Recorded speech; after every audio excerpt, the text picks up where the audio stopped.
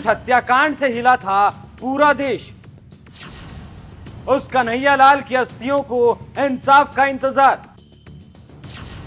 आरोपी जमानत पर बाहर आ रहे।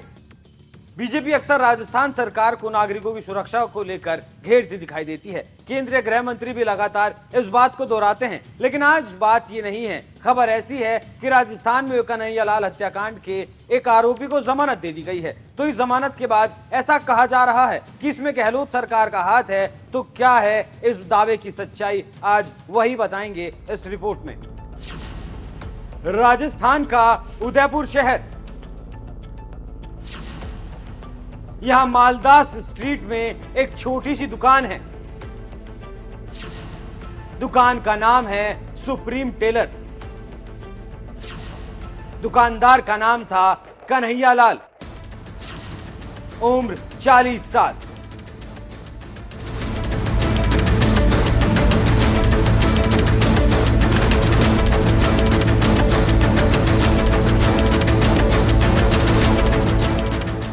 एक साधारण सा इंसान जो लोगों के कपड़े सिलकर अपने परिवारों को पाल रहा था। 2 बेटे हैं, दोनों ही पढ़ाई करते हैं। ये कहानी है उस परिवार की जिसका इकलौता कमाने वाला धर्म के नाम पर भड़की ज्वाला में जलकर राख हो गया। लेकिन उसकी अस्थियां आज भी इंसाफ की बाट जो रही हैं। इस इंसाफ के मिलने की कड़ी में अब एक खबर सामने आई है, जिसमें बताया गया है कि एनआईए कोर्ट ने एक आरोपी को जमानत दे दी है, जिसका नाम है फरहाद मोहम्मद उर्फ बबला। एनआईए ने इसे गिरफ्तार किया था षड्यंत्र के शक में, लेकिन इसके खिलाफ कोई ठोस सबूत नहीं मिल पाया, जिसके बाद इसे जमानत दे दी गई। लेकिन इसकी जमानत के बाद सवाल उठने लगे थे कि क्या गहलोत सरकार तुष्टीकरण की राजनीति कर रही है। लेकिन ऐसा नहीं है, ये सच नहीं है, क्योंकि एनआईए गृह मंत्रालय के अंडर काम करता है और इसकी जांच में पाया गया है कि बबला इस षड्यंत्र में शामिल नहीं था, इसलिए उसे जमानत दी गई है।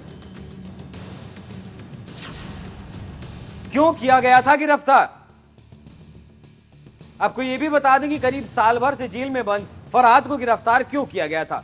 उसके पास से एक तलवार बरामद की गई थी, उसी आधार पर उसकी गिरफ्तारी भी हुई थी। कोर्ट की कार्रवाई में पता चला है कि आरोपी मीनाकरी का काम करता है और जो तलवार उसे बरामद की गई थी वो मीनाकरी कर बेचने के लिए रखी गई थी। वो कुंद थी और वो भी उसके पास से नहीं मिली थी, वो भी उसके परिवार का जो घर है वहां से मिली थी। इसी आधार पर आरोपी को जमानत दे दी गई। हालांकि एनआईए ने इस जमानत का विरोध करते हुए कहा, आरोपी आदतन अपराधी है, उसके खिलाफ पहले से 3 मामले दर्ज हैं। इनमें से एक मामले में इसके पास से पहले भी तलवार बरामद की जा चुकी है और जो तलवार मिली है वो नुकीली है। इसने एक समूह में भाग लेते हुए सिर धड़ से अलग करने के नारे भी लगाए थे। नुपुर शर्मा के खिलाफ किया था प्रदर्शन। एनआईए की इस दलील पर फरहाद के वकील ने कहा कि नुपुर शर्मा के बयान के बाद हुए प्रदर्शन में फरहाद ने केवल हिस्सा लिया था, इस विरोध को आरोपी लीड नहीं कर रहा था और जिन 3 मामलों का जिक्र किया गया है उनमें आरोपी दोष मुक्त साबित हो चुका है। अब यहां सवाल यह है कि जैसा एनआईए ने कहा कि फरहाद आदतन अपराधी है और उसे जमानत नहीं दी जानी चाहिए, उसके खिलाफ पहले भी आपराधिक मुकदमे दर्ज हो चुके हैं, तो फिर क्या सबूतों के अभाव में उसे जमानत दी गई है? क्योंकि तलवार मिलना आम बात नहीं है, आर्म्स एक्ट का मामला बनता है और एनआईए की चार्जशीट में भी उसे आर्म्स एक्ट के तहत ही आरोपी बनाया गया है, जबकि कोर्ट का कहना है कि आरोपी जमानत का हकदार है। अब आपको यह भी बता दें कि अब तक इस मामले में एनआईए ने कितने आरोपियों को गिरफ्तार किया है।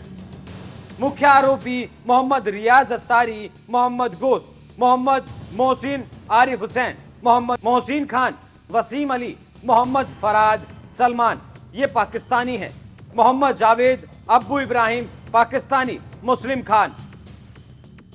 कुल 11 आरोपी अब तक पकड़े गए हैं, जिनमें से 2 पाकिस्तानी हैं और 9 हिंदुस्तानी हैं। और खबरों से ऐसा पता चलता है कि जो दोनों मुख्य आरोपी हैं उनमें से एक पाकिस्तान से ट्रेनिंग भी लेकर आया था।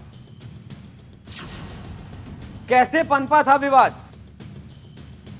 ये सारा विवाद उस वक्त पनपा था जब एक टीवी डिबेट के दौरान नुपुर शर्मा ने कथित तौर पर पैगंबर मोहम्मद के खिलाफ कोई टिप्पणी की थी, जिसके बाद सोशल मीडिया पर इसका विरोध शुरू हुआ और कन्हैयालाल ने फेसबुक पर पोस्ट करके नुपुर शर्मा के दिए गए बयान का समर्थन किया था। इसी बात से ये कट्टरपंथी चिढ़ गए और एक प्लान के साथ कन्हैया लाल की दुकान पर नाप देने आए। और जब कन्हैया लाल नाप लेने में व्यस्त हो गया तो उसकी गला रेत कर हत्या कर दी गई।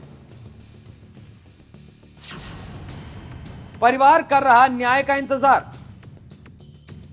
साल भर से ज्यादा बीत चुका है इस घटना को हुए।